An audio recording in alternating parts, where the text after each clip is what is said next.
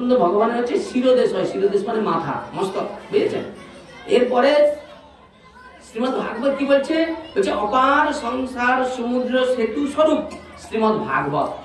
তাহলে আপনি পার হবেন কার আশ্রয়? একটা তো নৌকার দরকার রে বাবা, হ্যাঁ কিনা বলুন? আপনি যে নৌকা ছাড়া কি এই সংসার পার হতে পারবেন?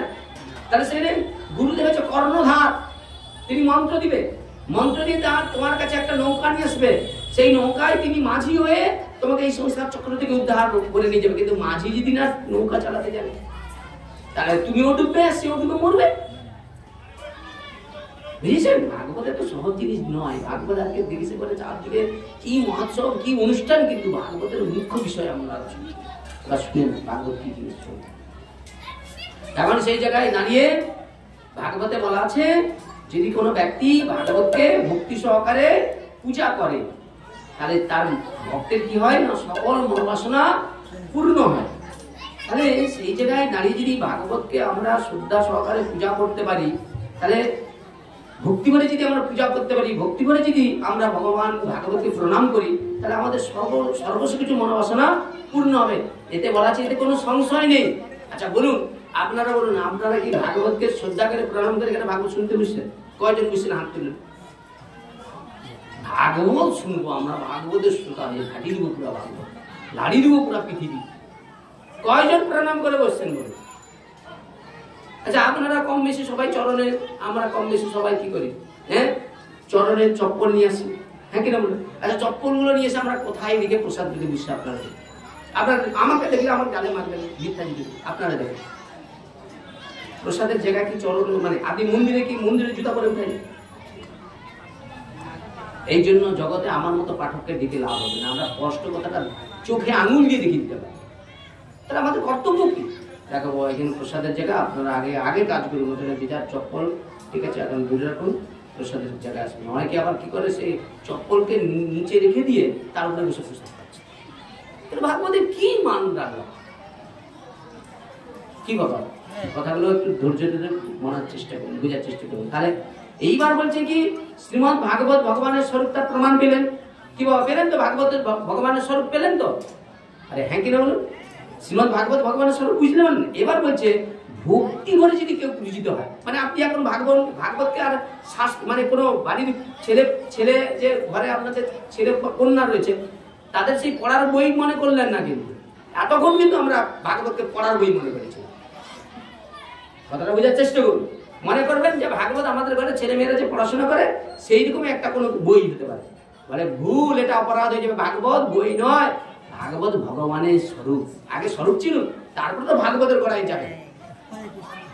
তাহলে সনাতনকে প্রশ্ন করলেন, সনাতন প্রশ্ন করলেন মহাপ্রভুকে, কে আমি, কেন রে জাগে তপত্রাই, ইহা নাই জানি কই চিত হয়, সাধন শব্দ তত্ত্ব কিছু নাই জানি, কিবা করে শব্দ তো কহত আপনি। যে রূপ সনাতন রাজার মন্ত্রী পদ ত্যাগ করে বৃন্দাবনে ভিক্ষা করে খেয়েছে, তারা তাদের স্বরূপ জানে না।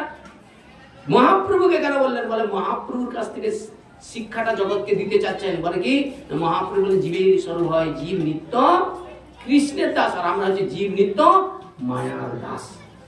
আপনারা না, মানে আমি পাঠাও যে না না না না না না না, কেন? আমরা তো বেদকে আমরা যারা প্রচার করছি, আমি নিজেই তো মায়ায় বদ্ধ রয়েছে, আমি আমাকে মুক্ত করবো কি করে? একটা প্রমাণ দেখেন, প্রমাণ ছাড়া ভাগবত শুনুন। এখন এক গ্রামে এক জমিদার ছিল, তো সেই গ্রামে কিছু মায়েরা ছিল। তো আপনাদের গ্রামে যেমন মায়েরা বাবারা এই অক্লান্ত পরিশ্রম করে এমন অনুষ্ঠান করেছে, তো সেই গ্রামে এরকম একজন সবাই মায়েরা মিলে ভাগবতের ব্যবস্থা করেছে, বুঝেছেন? তো এখন পাঠককে একজন ডেকেছে, বুঝেছেন, আমার মতো মায়াবদ্ধ, বুঝেছেন, মায়ামুক্ত না। এখন সেই পাঠকটা সেই গ্রামে এসেছে, এসে এই ভাগবতের সপ্তাহ পরায়ণের ভাগবতের মাহাত্ম্য বর্ণনা করছেন, যে একটু পরে ভাগবতের মাহাত্ম্য বর্ণনা হবে, বুঝেছেন?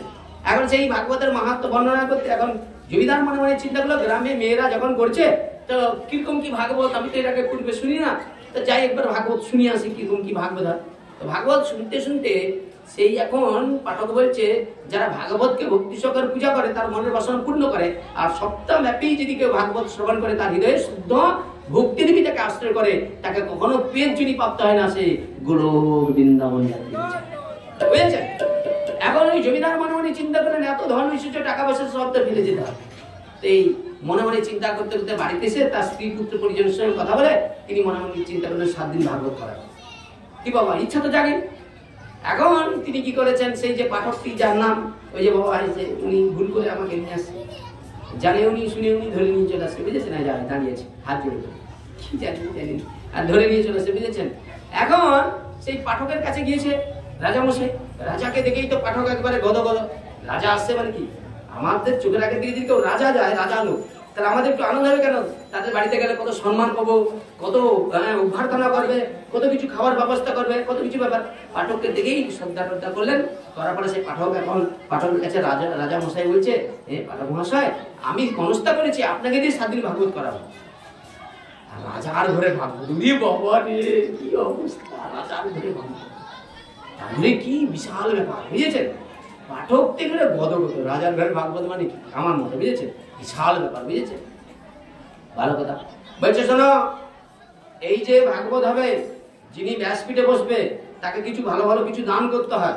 বলছে ওদিকে দানের চিন্তা করতে হবে না, বলে আর যারা শ্রোতা আসবে তাদেরকে যদি পারেন গো দান করতে, বস্ত্র দান করতে, অন্নদান, বলে ওগুলোও চিন্তা করা দরকার নেই।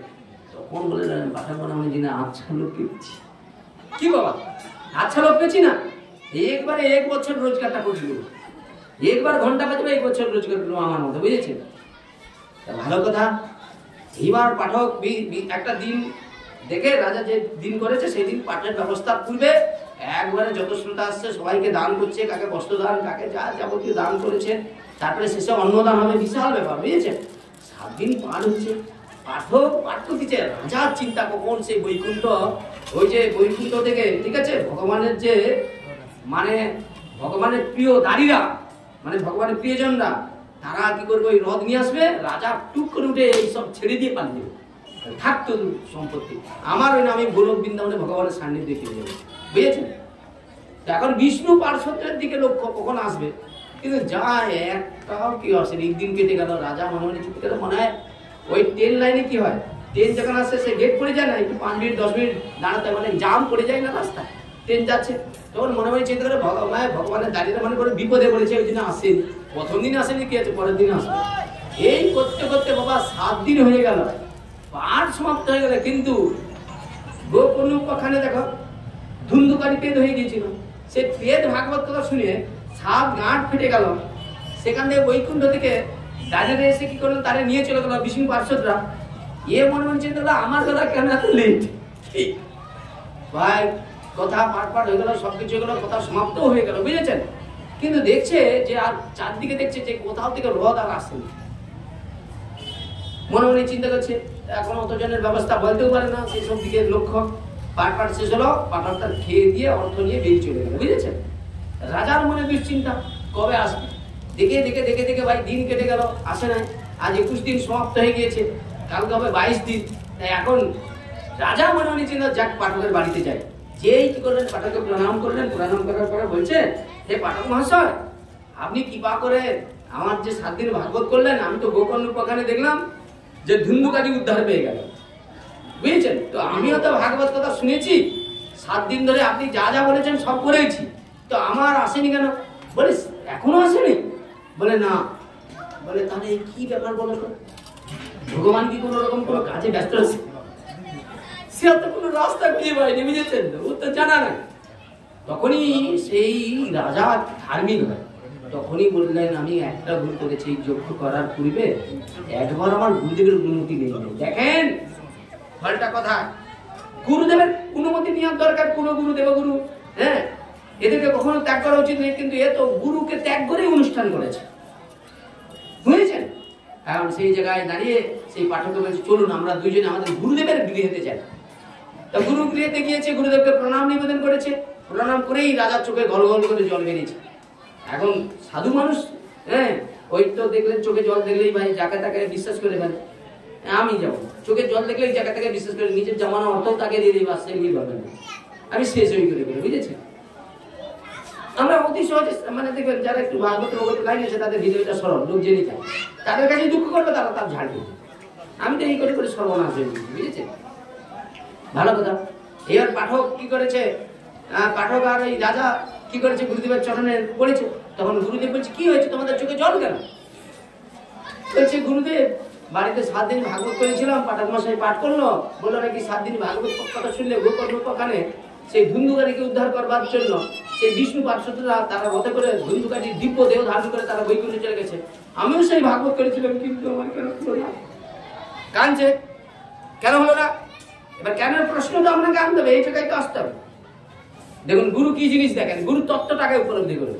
গুরু বলছে দেখো তুমি তো আমার শিষ্য, আর কি বলি তোমারে, তুমি যখন এইটা জানতে চাচ্ছ যে চলো তোমার সঙ্গে একবার তোমাদের রাজ্যে চাই। আর গুরুদেবের শিষ্য অনেকেই ছিল ওই রাজ্যে। তো গুরুদেব আসতে শুনি সব শিষ্যরা একবারে গুরুদেবের চরণে এসে প্রণাম নিবেদন হ্যান, বিশাল ব্যাপার চারিদিকে। গুরুদেব আসছে, সবাই কি বেশ চারদিকে একটা হই হই কলরব, যেমন আপনাদের এখানে আজকে অনুষ্ঠানে বিশাল চারদিকে কত ভক্তরা সেবা পাবে, বুঝেছেন? কিন্তু কি দুর্ভাগ্য, একজন ভাগবতকে প্রণাম করে যে প্রসাদে বুঝলেন কি অবস্থা, বুঝেছেন? আর গুরুদেব যখন এসেছে, এখন গুরুদেব বলছে দেখো তুমি আমার শিষ্য, তার শিষ্যের কর্তব্য গুরু বাক্য হচ্ছে বলবাদ। গুরুদেব যা বলবে সেটা কিন্তু শিষ্যকে মাথা পেতে নিতে হবে, সেটা ভুললেও মাথায় পেতে নিতে হবে, নাকি ঠিক বলে না? কি হচ্ছে, যদি কোনো গুরুদেব যদি শাস্ত্রগুলো যদি ভুল সিদ্ধান্ত করে, সেখানে ঝগড়াও করা যাবে, গন্ডগোল করা যাবে, ওই গুরুকে ত্যাগ করতে বলেছে, উত্তর করা যাবে না, বুঝেছে? ধরেন আমি এলাম, এখানে এসে দেখি কোন রকম সিস্টেম যদি ত্রুটি দেখি বা খারাপ থেকে, আমি আমার জীবন দিয়ে চেষ্টা করবো সেটা ঠিক করতে, কথাটা বুঝার চেষ্টা করেন। কিন্তু কেউ যদি কিছু মনে করে, তখন আমাকে চিন্তা করতে হবে কোনটা ঠিক আর কোনটা ঠিক। আমি আমার জ্ঞান দিয়ে উপলব্ধি করে স্থানটাকে ত্যাগ করে দেবো, আর যাবো না। কিন্তু কোন রকম কারো প্রতি ক্রোধ বা কোনো কিছু প্রকাশ করা যাবে না। বুঝাতে হবে যে এটা মিস্টেকটা কোথায়, কোথায় পড়ে, কোথায় চিন্তাটা, কোথায় আমাদের সিস্টেমটা ডিস্টার্ব যায়, দুর্বল জায়গাটা আমাকে দেখিয়ে দিন। কারণ দশম অপরাধের প্রথম অপরাধ হলো বৈষ্ণবকে দেখে সম্মান না করা। আপনি অনেক বড় অনুষ্ঠান করতে পারেন, অনেক কিছু করতে পারেন, কিন্তু একজন বৈষ্ণবকে যদি চরণ ধৌত না করা, তাহলে যোগ্যটা কি হবে? ভগবান বৈষ্ণব, ভগবান সুদামার মতো বৈষ্ণবকে দেখে নিজ হাতে চরণ ধৌত করিয়েছিলেন। বলুন তো বাবা, যোগ্যতা এত বড় হয়েছে কোথায়? যোগ্য করলে হবে না, আগে সেবা শিখতে হবে, জানতে হবে। আমরা হচ্ছে দুধ মারাই, ব্যাগ বয়ে বয়ে লাইনে আসছি, কত লোকের কত পাঠকের ব্যাগ বইছি, জুতা বইছি, পায়খানা জল বইছি, তারপরে এখানে আসছি, বুঝেছেন? শাস্ত্র পাঠ করে আমি পাঠক হইব, তাহলে তো আমি বিদ্যান হইব। আমি আগে মহাজনদের কৃপা পেয়েছি, বুঝেছে? পাঠক তো বহু আছে, এই জায়গাগুলো যদি না কেউ পারফেক্ট মতো কাজ করে। আমি আমার ভাই চন্দ্রলোকে বলছি, দেখ ভাই, বৈষ্ণব হতে গেলে বেশি সময় লাগবে, 3 মিনিট যাবে, কিন্তু বৈষ্ণব আচরণ শিখতে গেলে অনেক কষ্ট আছে, জানতে হবে কিভাবে আচরণ করতে হবে, কিভাবে কি করতে হবে। তোমার একটা বাক্যে কেউ গলায় জড়িয়ে বিষ খেয়ে যাবে, আবার ওই বাক্যটা যদি এমন নিষ্ঠুর মর্মান্বিত হয়, ওই বাক্যের দ্বারা আমার গায়ে আঘাত মানে গোবিন্দের গায়ে আঘাত হয়ে যাবে, স্যাক করে তুমি ডবল ভার পেয়ে যাবে, বুঝেছে? এই জন্য বলছি, বৈষ্ণবকে কষ্ট দিলে নিজে কষ্ট পায়, জন্মার্জিত পূর্ণ তার ছেড়ে চলে যায়। এক বৈষ্ণব সেবা কৃষ্ণ সেবায় শাস্ত্রগ্রন্থ এইভাবে বহুভাবে করে। তাহলে বৈষ্ণব কি? বৈষ্ণব কি তোমার বাড়িতে টাকার জন্য আসবে না, তোমার অর্থের জন্য আসবে না, নাম যশ প্রতিষ্ঠার জন্য? বৈষ্ণব মহাপ্রভুর ইচ্ছা জগতের কাছে প্রচার করার জন্য আসবে। বুঝেছেন? এখন সেই পাঠক আর রাজা আছে, গুরুদেব বলছে আমি গুরু, আমার কথা তোমাকে মানতে হবে। বলে হ্যাঁ। শিষ্যরা বলছে হ্যাঁ গুরুদেব, আপনার কথা আজও পর্যন্ত সারা জীবন মেনে আসছে, আজও মানবো। রাজা বলছে হে রাজন, যাও এই যে মায়ের মন্দিরে যে খুঁটিটা, ওই খুঁটিতে যাও, আগে পাঠককে মানি না। পাঠককে মানো? হ্যাঁ। গুরুদেব বলছে যে কি করছে, দড়ি দিয়ে পাঠককে বেঁধে দিচ্ছে, বুঝেছে? আর প্রজারা যারা ছিল, প্রজাদেরকে বলছে যাও এক্ষুনি রাজাকে ধরে এই খুঁটিতে মানো, বুঝেছেন? কথার মন দিয়ে শুনুন, নাহলে তত্ত্ব খুঁজে পাবেন না। আর দুজনকে দুটো খুঁটিতে বেঁধে দিয়েছে।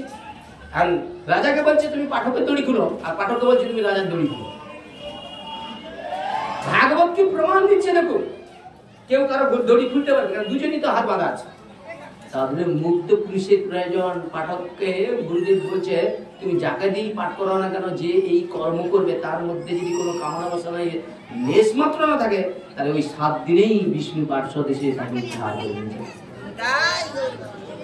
কথা বোঝার চেষ্টা করে। তা সেই জায়গায় দাঁড়িয়ে